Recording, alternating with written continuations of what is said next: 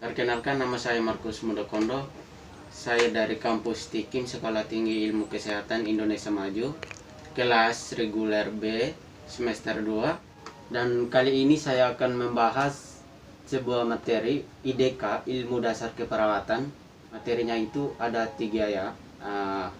Di situ terletak ada asam basa, cara pengobatan luka, dan juga ada prinsip-prinsip obat. Oke, dalam 3 poin tadi, yang pertama kita masuk dulu di pengertian keasaman basa. Keasaman basa atau kebasahan atau larutan tergantung dari ion hidrogen di dalamnya. Peningkatan kadar H+ dalam kurung ion hidrogen akan menurunkan pH sehingga larutan lebih asam. Penurunan kadar plus akibat penambahan basa ke dalam plasma akan menambah pH. Asam atau ACID adalah ion hidrogen donor proton. Selalu suatu cairan disebut asam bila mampu melakukan atau menyumbang. Contoh HCl sampai H+ sehingga H+ tambah Cl. HCl adalah asam karena dapat memberikan H+. Basa adalah ion hidroksida. Ion dihidroksida dalam oscillator proton. Suatu cairan bersifat basa bila sanggup menerima H+. Berikutnya penyebab ya. Penyebab alkalosis metabolik yang paling sering pada penderita jantung adalah pemberian diuretika, golongan air raksa, berkurangnya K+ dalam sebab berbagai sebab agak penyebabnya alkalosis dengan peningkatan dan penurunannya klorida di dalam serum. Oke, kita masuk di pengobatan alkalosis. Harus termasuk usaha juga. Pencegah berlanjutnya bersamaan dengan penggantian anion dan K+ sebaiknya diberikan NaCl dalam KCl untuk menanggulangi kekurangan kalium dan mengganti ion bikarbonat dengan Cl. Masuk di proses penyembuhan luka. 2 poin. Masuk di proses penyembuhan luka. Apa luka itu? Apa ya? Luka itu adalah integritas sel jaringan atau yang disebabkan oleh sebagai jenis cedera. Nah, ada berbagai jenis ya. Nah, yang pertama, apa saja jenis luka? Yang pertama, luka superficial, luka yang terjadi terbatas hanya pada lapisan dermis. Yang kedua, luka partial thickness, luka dengan kondisi hilangnya jaringan kulit pada lapisan epidermis dengan lapisan dermis bagian atas. Luka partial thickness terdiri dari 2 stadium, yaitu ada luka di sini ya, luka stadium. Sekarang kita akan masuk pembahasan berikutnya, yaitu faktor-faktor yang mempengaruhi penyembuhan luka. 1. Umur. Nah, di sini umur pasien sangat mempengaruhi penyembuhan luka juga dari umur ya. Pasien dewasa dan anak-anak akan lebih mudah untuk sembuh lukanya dibandingkan pasien yang telah usia lanjut. Hal ini terkait perubahan-perubahan yang telah terjadi pada orang tua, seperti pada vaskular telah terjadi aterosklerosis, atrofi kapiler yang akan mengganggu kelancaran aliran darah menuju ke daerah luka.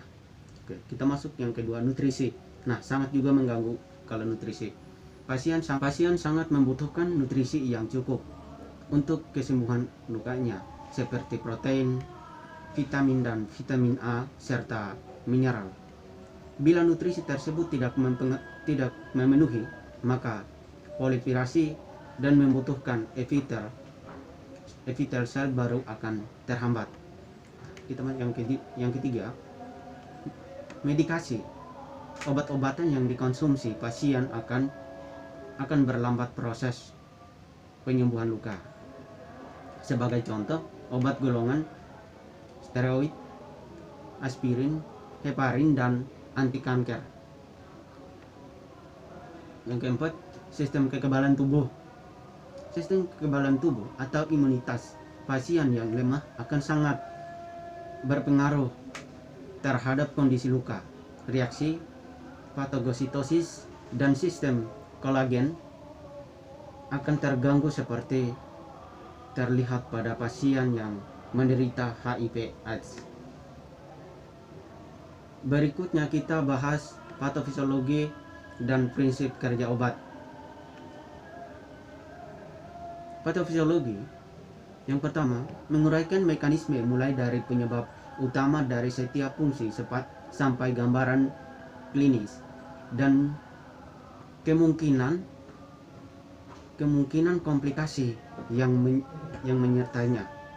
Yang kedua, patologi sel menyimpulkan bahwa penyakit merupakan gangguan psikologi kehidupan sel, metabolisme, bergerak, reproduksi, dan pewarisan sifat. Yang ketiga, apoptosis. Apoptosis merupakan sistem kematian sel yang terprogram, berperan dalam penyesuaian jaringan terhadap kebutuhan yang berubah-ubah. Kemusnahan sel yang tidak berguna, membuang sel yang berbahaya seperti tumor, sel yang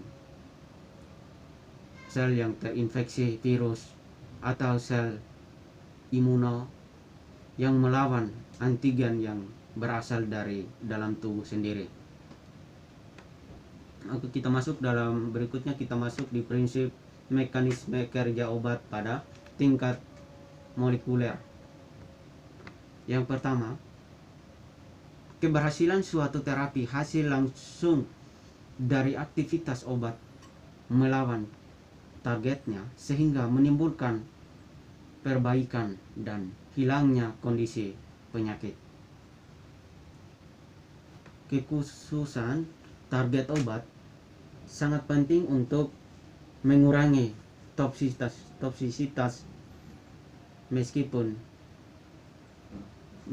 kekhususan mutlak satu obat satu target, ya, ini sangat berperan dalam bagian obat-obatan, guys. Yang ketiga, obat yang bekerja spesifik artinya memiliki lokasi target kerjanya obat untuk menimbulkan aksi farmakologi tertentu.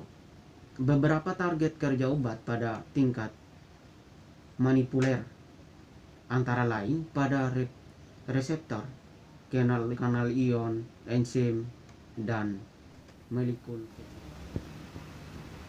Oke, terima kasih penjelasan dari materi saya tadi.